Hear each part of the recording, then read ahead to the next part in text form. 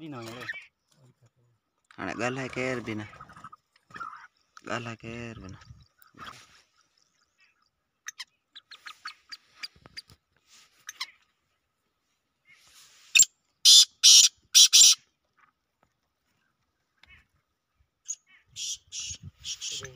निकले बाहर है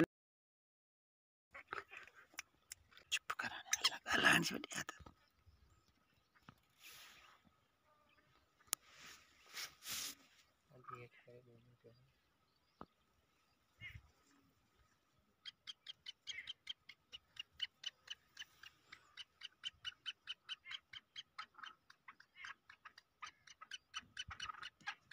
हैं के परे कर रखा खराब थे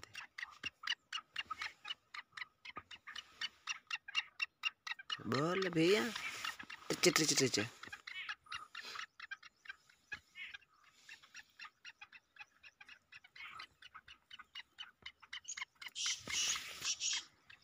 खाना उसने आया तो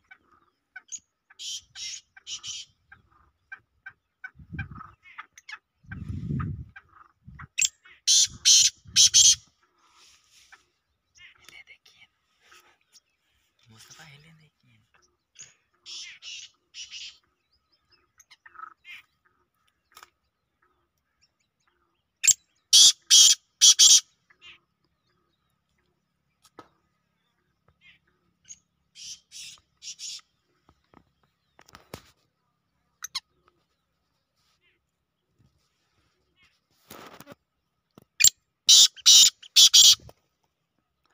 बस कर दो ना